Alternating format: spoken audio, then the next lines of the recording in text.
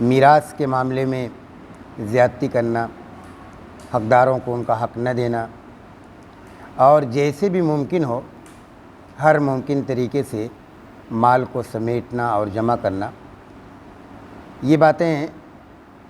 عرب جاہلیت میں جب اسلام آیا تھا تو عام تھی۔ اور بڑے افسوس کی بات ہے کہ جو برے افعال عہد جاہلی میں اسلام کی آمد سے پہلے عربوں کے ہاں رائج تھے، اگر مسلم سماج کا اور معاشرے کا جائزہ لیا جائے تو یہ تمام بیماریاں ہمارے یہاں بھی عام، اور یہ تمام غیر اخلاقی کام اور یہ بڑے بڑے گناہ جن کا یہاں تذکرہ کیا گیا، ہمارے سماج میں، ہمارے معاشرے میں ایک بڑی تعداد ہے جو اس کا ارتکاب کر رہے ہیں۔ تو ایسے لوگوں کو متنبہ کر کے فرمایا گیا کلا، اگر یہ گمان کر رکھا ہے کہ حساب و کتاب نہیں ہوگا، پوچھ گچھ نہیں ہوگی تمہارے افعال کی، تو تمہارا یہ گمان غلط۔ ایک وقت آئے گا جب زمین کو ریزہ ریزہ کر دیا جائے گا اور کوٹنے کے بعد پھر کوٹا جائے گا، یعنی بالکل چٹیل میدان بنا دیا جائے گا۔ جیسا کہ آپ جانتے ہیں کہ زمین کو بالکل ہموار اور مسطح کر دیا جائے گا تاکہ حشر کا میدان یہیں قائم ہو اور حساب و کتاب کا آغاز کیا جائے۔ وَجَاءَ رَبُّكَ وَالْمَلَكُ صَفًّا صَفًّا، چنانچہ اس آیت کا مطلب ہے کہ آسمان سے اللہ رب العزت اور اللہ کے ہمراہ فرشتے زمین پہ تشریف لائیں گے تاکہ اللہ اپنے عرش پر جلوہ افروز ہو کر بندوں کے درمیان حساب و کتاب کا آغاز کرے، بندوں کو ان کے اعمال کی جزا اور سزا دے۔ اس وقت جو آنے کی کیفیت ہوگی اس پر آپ غور کریں کہ اللہ رب العزت جب زمین پہ تشریف لائیں گے اور اللہ کے عرش کو فرشتے اٹھائے ہوئے ہوں گے، اس وقت فرشتے سب بستہ اللہ کے ہمراہ آئیں گے۔ چنانچہ بعض مفسرین نے اس کی تفسیر میں یہ لکھا ہے کہ جب انسانوں کو سطح زمین پہ اکٹھا کیا جائے گا دوسری بار سور میں پھونک مارنے کے بعد، تو سب سے جو نچلا آسمان ہے اس آسمان کے فرشتے آئیں گے اور اتنی زیادہ تعداد میں ہوں گے کہ وہ ایک صف لگائیں گے اور پوری زمین کو گھیر لیں گے، تمام انسانوں کے مجموع کو چاروں جانب سے وہ مکمل گھیر لیں گے۔ پھر دوسرے آسمان کے فرشتے آئیں گے اور ایک دوسری صف لگائیں گے، اور پھر تیسرے آسمان کے فرشتے آئیں گے، وہ اس کے بعد ایک تیسری صف لگائیں گے، اور اس طریقے سے ساتوں آسمان کے فرشتے باری باری آئیں گے اور ایک ایک صف لگائیں گے، گویا 7 صفوں کے درمیان انسانوں کو اکٹھا کیا جائے گا۔ آپ اندازہ کر سکتے ہیں کیسا منظر ہوگا۔ کوئی شخص اس وقت اللہ کی گرفت سے، حشر کے میدان سے بھاگنے کی جرأت نہیں کر سکے گا، بھاگنے کا کوئی راستہ نہ پا سکے گا۔ چنانچہ اسی موقع پہ فرشتے انسانوں کو جو دنیا میں سرکشی کرتے تھے اور جب آخرت کی یاد دلائی جاتی تھی تو اس کا استہزاء اور مذاق اڑاتے تھے، اور بعض مسلمان بھی جو عملی نفاق کا شکار ہیں ان کا بھی آج یہی رویہ ہے۔ اس وقت ان سے کہا جائے گا یا معاشر الجن والانس ان استطعتم ان تنفذوا من اقطار السماوات والارض فانفذوا لا تنفذون الا بسلطان، اے جنوں اور انسانوں کے معاشرے، اگر تم طاقت رکھتے ہو کہ زمین و آسمان کے کسی کنارے سے بھاگ نکلو تو بھاگ نکل کر کے دیکھو، تم بھاگ نہیں سکتے الا ہاں کی اللہ کی دلیل اور اس کی برہان تمہارے ساتھ، اس کی اجازت تمہارے ساتھ۔ اس کے بعد جو صورتحال پیش آئے گی اس کا تذکرہ اگلی آیت میں کیا گیا، وَجِیَ یَوْمَئِذٍ بِجَہَنَّمَ، اور اس دن جہنم کو لایا جائے گا۔ روایتوں میں آتا ہے کہ جہنم میں 70,000 لگامیں لگی ہوں گی اور ہر لگام کو 70,000 فرشتے کھینچ رہے ہوں گے۔ آپ غور کیجیے کتنی وسیع و عریض ہوگی، کتنی گہری کھائی ہوگی اور کتنی وسیع و عریض کی 70,000 لگامیں، اور ہر لگام کو 70,000 فرشتے درحال کی ایک فرشتے کی طاقت آپ دیکھیے کتنی زیادہ ہوتی ہے کہ جبریل امین جن کے پاس 600 پنکھ ہیں. آپ جانتے ہیں کہ جب قوم لوط کے تباہ کرنے کا فیصلہ کیا گیا تو انہوں نے ایک پنکھ سے 80 کلومیٹر کا علاقہ تھا جو قوم لوط کا اسرائیل اور اردن میں، اس علاقے کو آپ نے اپنے ایک پنکھ سے اوپر اٹھایا،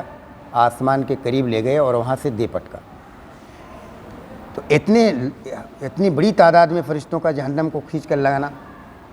جہنم کی وسعت، اس کی گہرائی اور اس کی ہولناکی کی جانب اشارہ کرتا ہے. چنانچہ یہ موقع ہوگا کہ فرشتے، اللہ کے پیغمبر بھی، تمام انبیاء کرام بھی، ہر شخص جہنم کے اس منظر کو، اس کیفیت کو دیکھ کر کے خوفزدہ ہو جائے گا اور گھٹنے کے بل سب کے سب لوگ خدا کی بارگاہ میں جھک جائیں گے اور کہیں گے نفسی نفسی، اے خدا آج مجھے جہنم کی اس عذاب سے بچا لے، مجھے اپنی پڑی. آپ اس سے اندازہ کر سکتے ہیں کتنا سخت موسم ہو، کتنا سخت وہ موقف ہوگا جب اللہ کے پیغمبر، اللہ کے نیک بندے، اس کے اولیاء کرام بھی گھٹنوں کے بل جھکے ہوئے اللہ سے فریاد کر رہے ہوں گے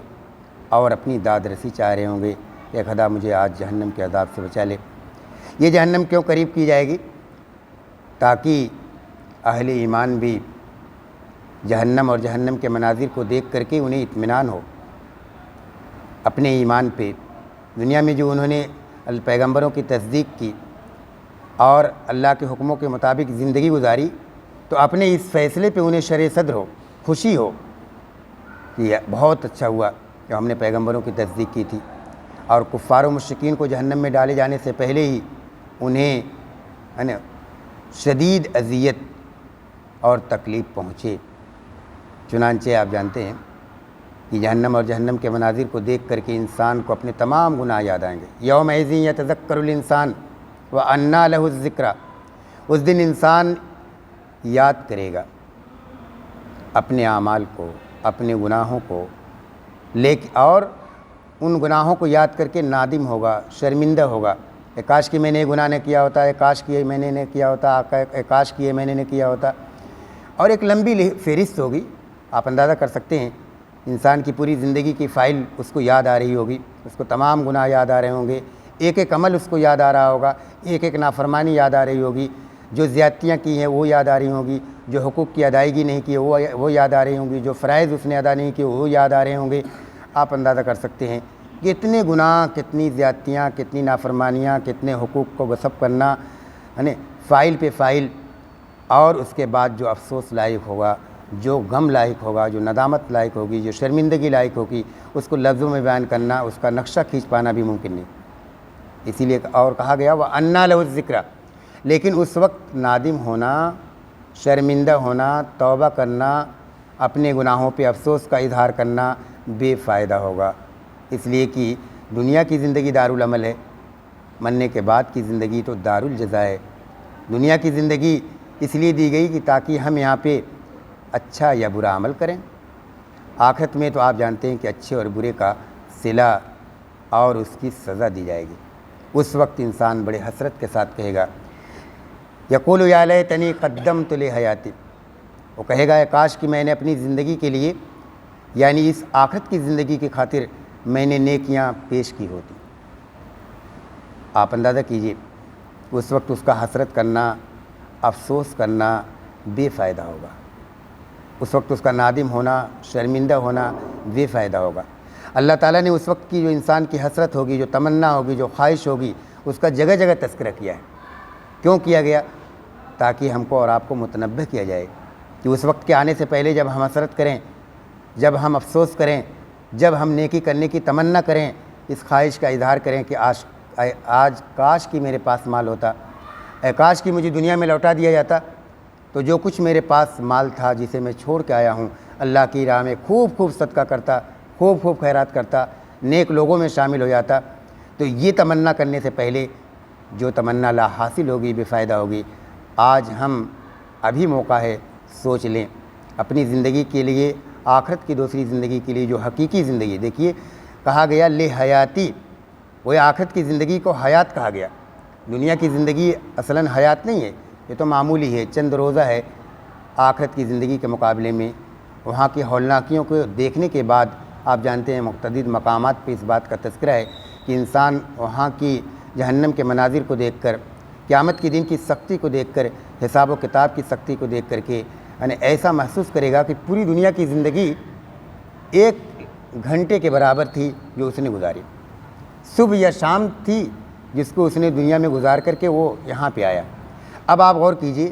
ایک صبح کے لیے، ایک صبح کی لذتوں کے لیے یا ایک شام کی لذتوں کے لیے، 1 گھنٹے کی زندگی کی لذتوں کے لیے، ہمیشہ رہنے والی زندگی کو جس کا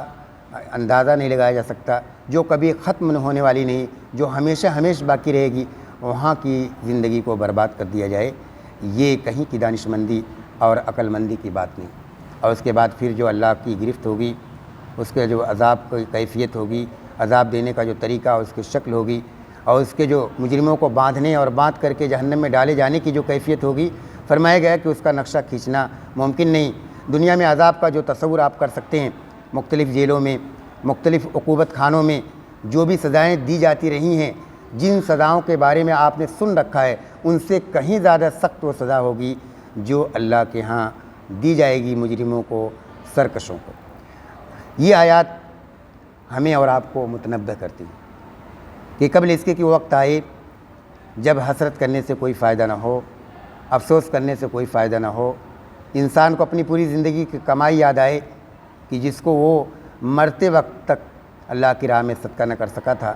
اور دوسروں کی ملکیت میں چلی گئی تھی، اس کی تمنا ہوگی کاش کہ لوٹا دیا جاتا اور پھر میں اس مال میں سے اللہ کی راہ میں کچھ خرچ کرتا۔ تو یہ آیات ہمیں متنبہ کرتی ہیں کہ اس وقت کے آنے سے پہلے، اس حسرت کے ظاہر کرنے سے پہلے اب بھی موقع ہے، اور ہم میں سے ہر شخص اپنی زندگی کا جائزہ لے اور آخرت کی زندگی کو بنانے کی کوشش کرے، اس کے لیے جد و جہد کرے، کیونکہ آخرت کی زندگی باقی رہنے والی ہے۔ دنیا کی زندگی، اس کی لذتیں فانی ہیں، عارضی ہیں۔ دنیا اور دنیا کی لذتوں کے لیے اپنی آخرت کو برباد کر لینا، ہمیشہ کی زندگی کو تباہ کر لینا، یہ عقل مندی کے خلاف ہے، دانش مندی کے خلاف ہے۔ تو میری آپ تمام لوگوں سے گزارش ہے، اپیل ہے کہ ہم میں سے ہر شخص اپنے بارے میں سوچے۔ آپ غور کیجئے، ایک نقطے کی جانب میں اشارہ کروں گا آپ کو۔ کبھی آپ کسی مجرم کو جب پکڑا جاتا ہے اور عدالتوں میں اس کی پیشی ہوتی ہے، 1 یا 2 جرم اس پر میں وہ ماخوذ ہوتا ہے، جس میں اسے عمر قید کی سزا ہو سکتی ہے، قتل کی سزا ہو سکتی ہے، تو آپ نے اس مجرم کو دیکھا ہوگا۔ اگر کبھی آپ مشاہدہ کریں عدالتوں میں جا کر، چہرے پہ کس طرح ہوائیاں اڑ رہی ہوتی ہیں۔ جج جب فیصلہ کرنے کے لیے بیٹھتا ہے تو اس کا چہرہ کیسا ہوتا ہے۔ غموں کا وہ مارا ہوا انسان جو یہ گمان کرتا ہے کہ شاید میری اس جرم کے نتیجے میں مجھے عمر قید کی سزا ہو جائے، کس طرح پریشان رہتا ہے اور کس طرح کتنے پیسے خرچ کرتا ہے اس مقدمے کو جیتنے کے لیے، اپنے حق میں کرنے کے لیے۔ ایک مقدمے میں، اور وہ بھی انسانوں کی عدالت میں جو مقدمہ پیش ہوتا ہے، جہاں رشوت بھی چلتی ہے، جہاں سورس بھی کام آتا ہے، جہاں جھوٹ بھی چلتا ہے، جہاں انسان اپنے بیان میں غلط بیانی سے بھی کام لے سکتا ہے، لیکن خدا کی بارگاہ میں جو پیشی ہوگی، اس کی بارگاہ میں جو ہمارے مقدمات جائیں گے، جو پوری زندگی کے مقدمات ہوں گے، کتنی فائلیں ہوں گی، کتنے لاکھوں کی تعداد میں جن کو گنا نہیں جا سکتا، ان لاکھوں فائلوں میں کسی طرح کی رشوت نہیں چلے گی، کسی طرح کا سورس نہیں چلے گا، اور کسی طرح ہے نا کہ قرابت کا وہاں کام نہیں آئے گا۔ آپ اندازہ کیجئے کہ جب لاکھوں مقدمات ہمارے اوپر قائم ہوں گے، لاکھوں گناہوں کے تعلق سے جب ہم سے پوچھا جائے گا تو ہم اس وقت کیا جواب دے سکیں گے۔ لہذا اب بھی وقت ہے، اب بھی ہمارے پاس موقع ہے اپنی آخرت کی زندگی کو بنانے کے لیے کہ ہم میں سے ہر شخص خدا کی بارگاہ میں توبہ کرے، خدا کی پکڑ اور گرفت کا احساس اپنے ذہنوں میں پیدا کرے، آخرت کی پائیداری، آخرت کی ہمیشہ باقی رہنے والی زندگی کے بارے میں سوچتے ہوئے دنیا کی زندگی اور لذات کو اللہ کے بارے میں، دنیا کی زندگی اور لذات کو شریعت کے پابند بنانے کی کوشش کرے۔ اللہ تعالیٰ سے دعا ہے کہ ہمیں اور آپ کو قیامت کے دن کی ندامت اور شرمندگی سے، اس دن کی حسرت اور افسوس سے بچائے، اور اس حال میں ہمیں موت عطا فرمائے کہ ہم اطمینان کے ساتھ خدا کی بارگاہ میں پیش ہو سکیں، گناہوں پہ ہمیں ندامت اور شرمندگی نہ اٹھانی پڑے۔ اقول قولی ھذا استغفر اللہ لی ولکم اجمعین۔ صدق اللہ العلی العظیم۔